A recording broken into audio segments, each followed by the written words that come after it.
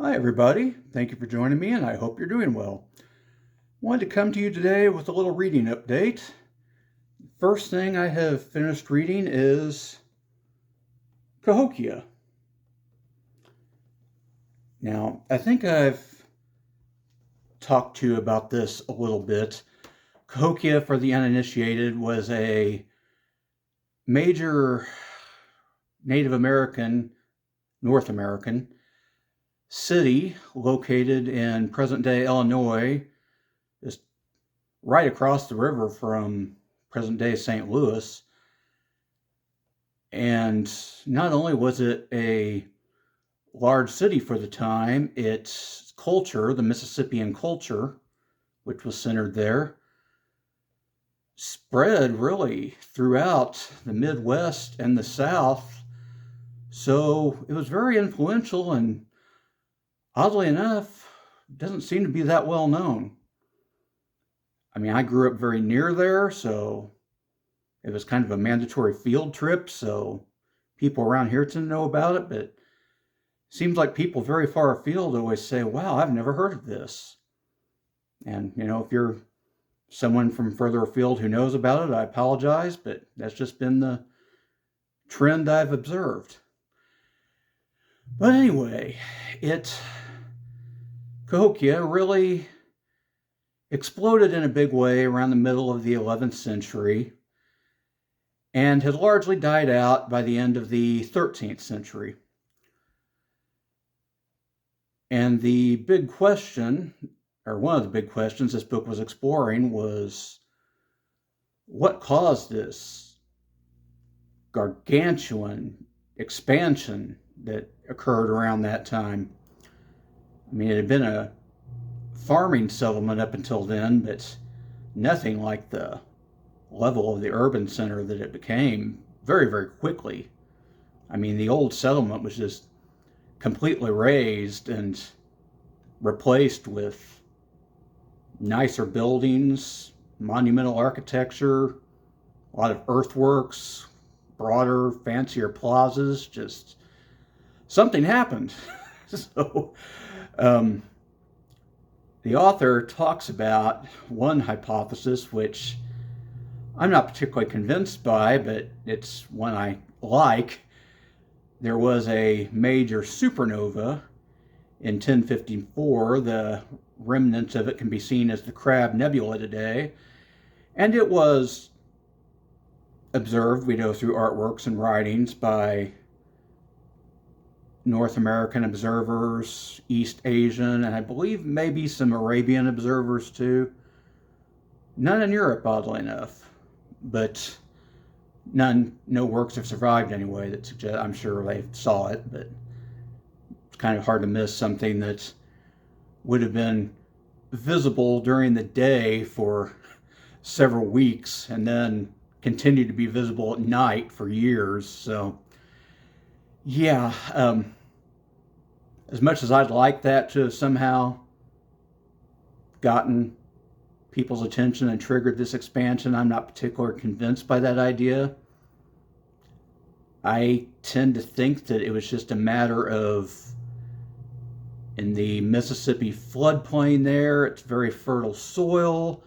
You already had settlements that were reasonably populated and growing. There is evidence that there had been some cultural exchange with Mesoamerican cultures. You can see where there had been kind of a few, there's evidence of this. I won't get into the nitty gritty details. Read the book if you're interested in that. But there had been a fusion of certain mythologies of Mesoamerica with more local mythologies, and even just artistic fusion, more worldly things like that. So yeah, I tend to think that it was just a favorable climate, good soil, growing population, inspiration from contact with this other culture. Maybe there was just kind of this,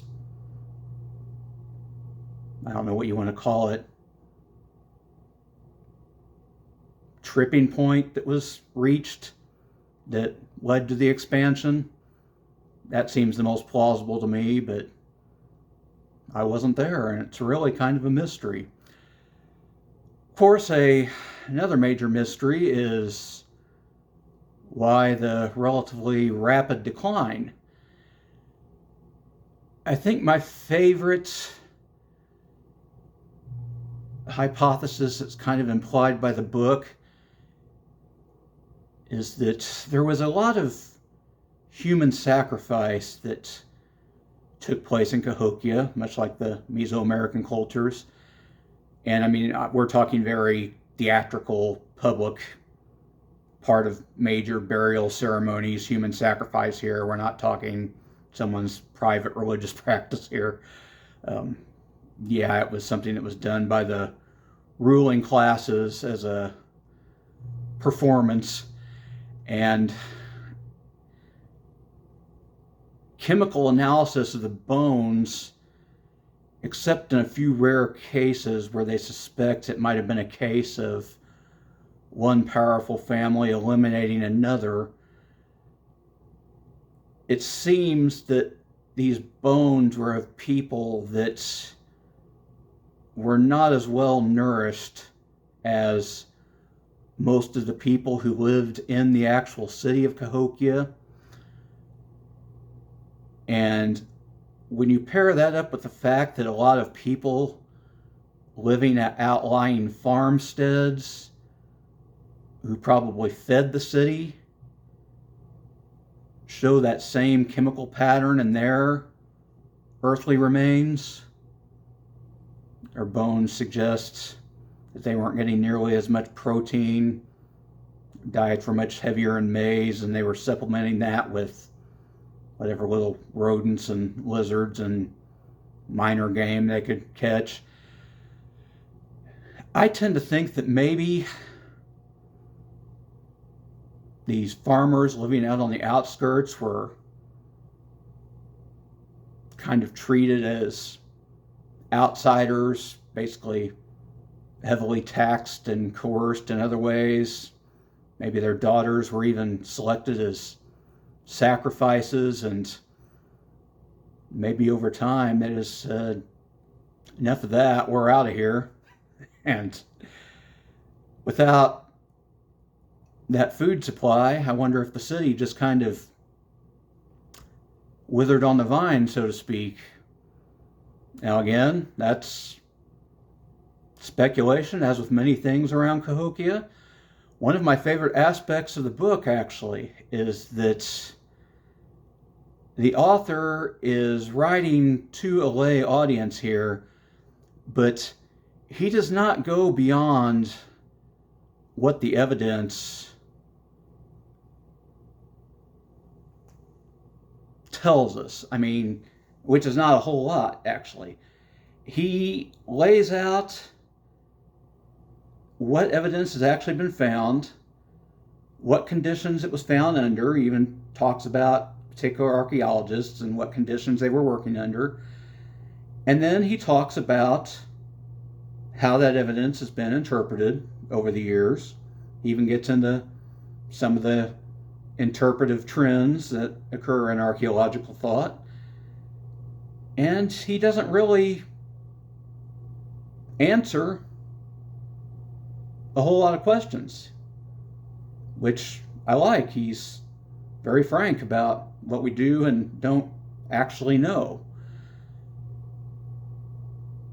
And a final mystery, maybe the most tantalizing one, is that after Cahokia had essentially died, people that had been living there kind of scattered to the breezes, so to speak, there doesn't seem to be much cultural memory of the place, no evidence of it anyway, among these groups that we know came from Cahokia.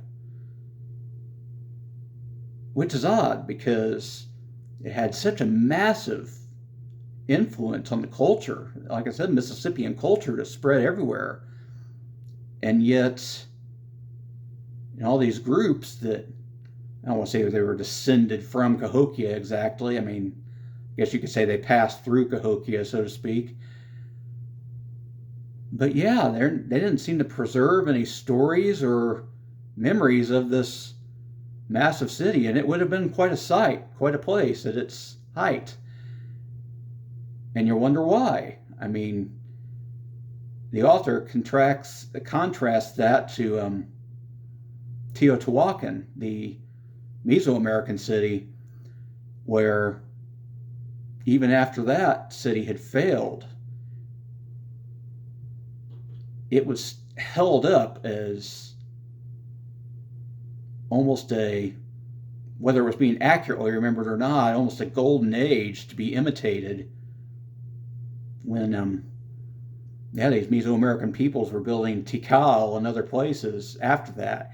Yeah, they wanted to try to imitate Teotihuacan, and there's plenty of evidence of this.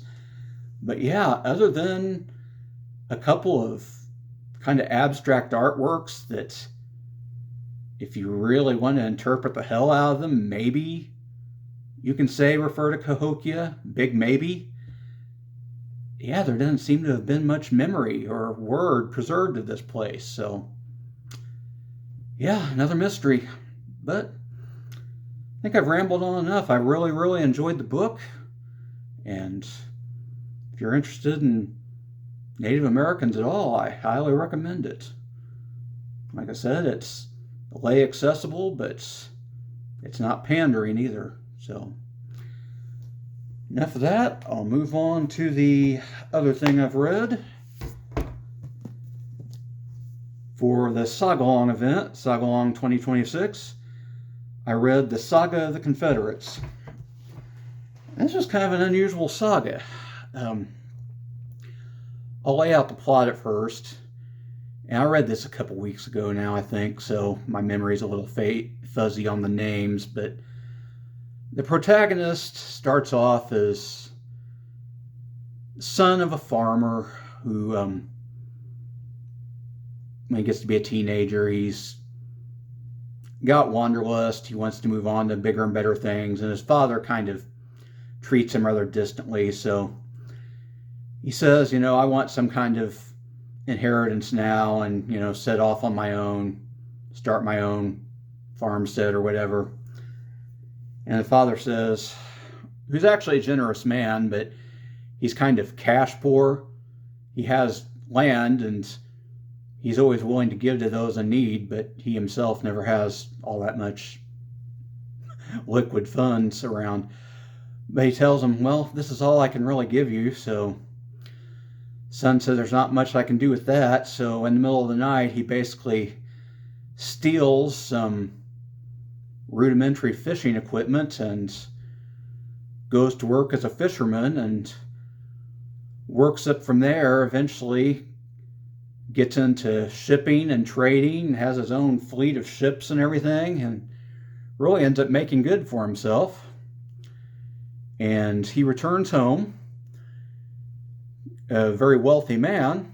He's able to buy land, and he's even able to buy I can't remember the title, but it's a title of authority in the community. Is it Goddard or Gozard or I can't remember it. It's God something, but you're like a chieftain, and you're almost like the Godfather. People come to you when disputes need to be resolved, and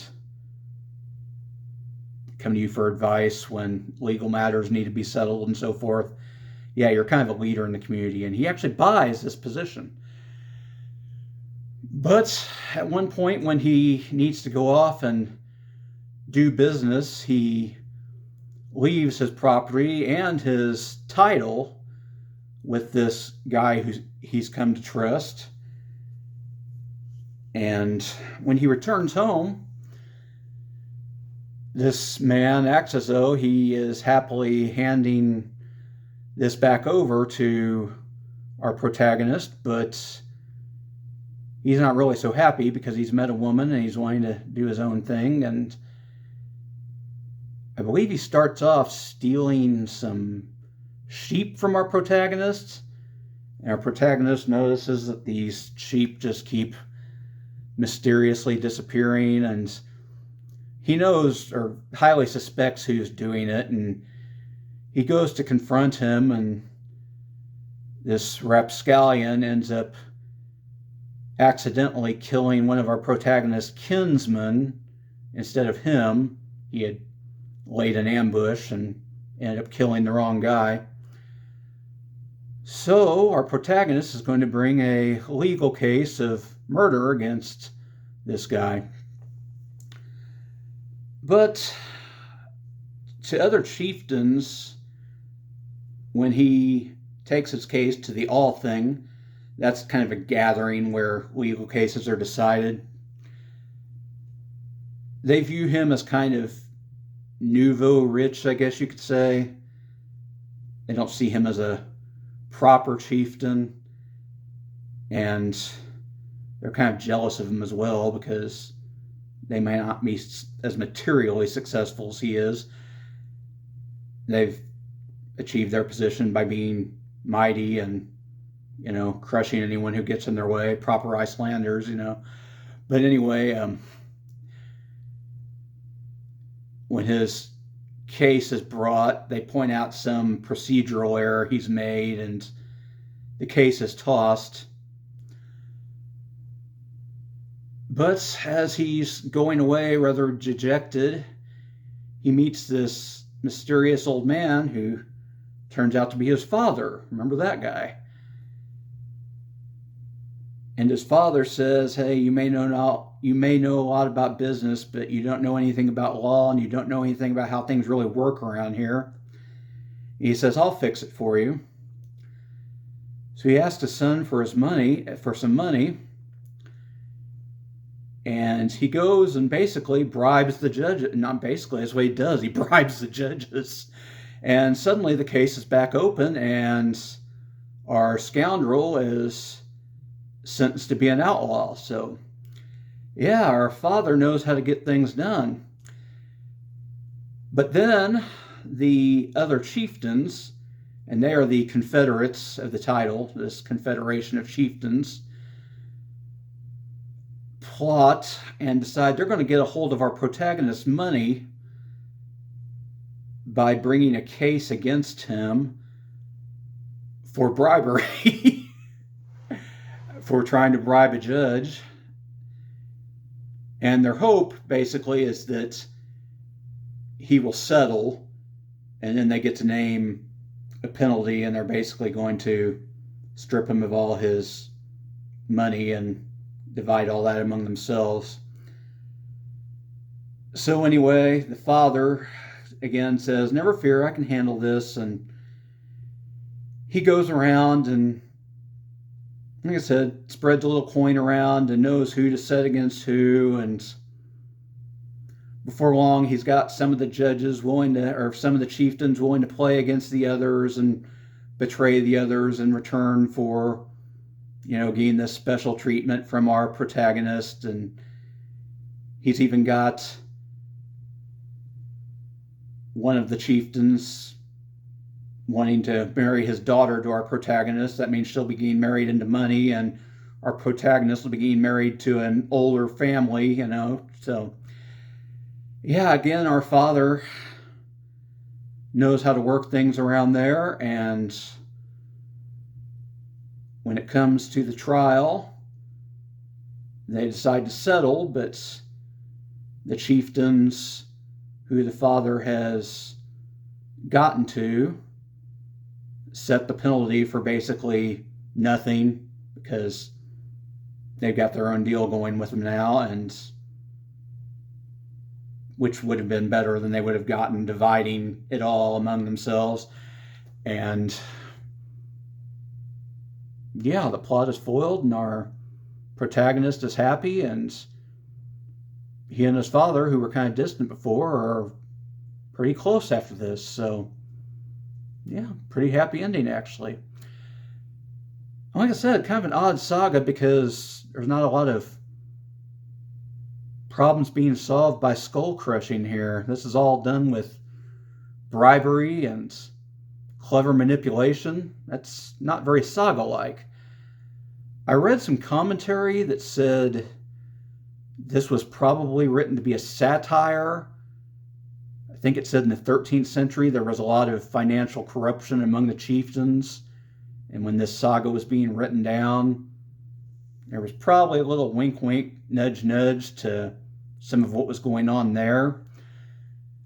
But I also saw it as kind of a playful reworking of the parable of the prodigal son, if you're familiar with that.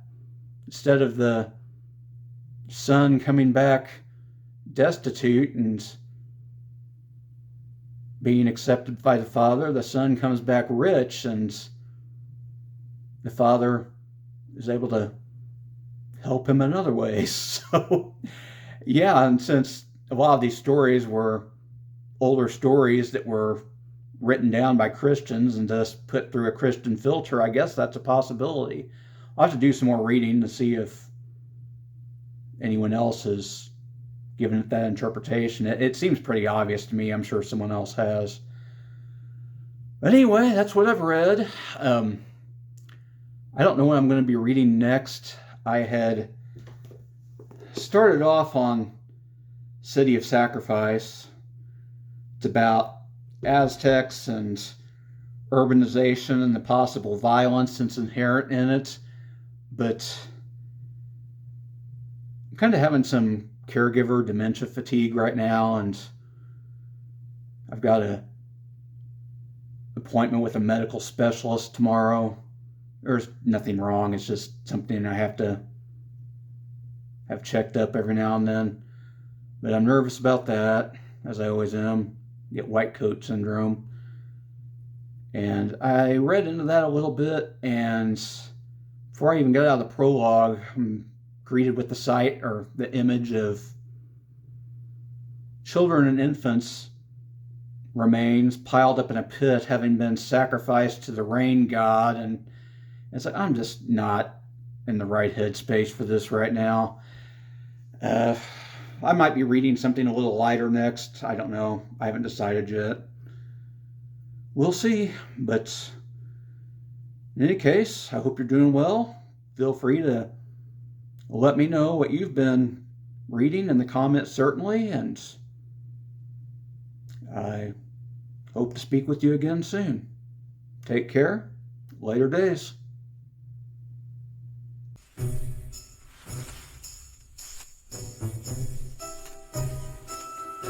But am I not turtly enough for the Turtle Club?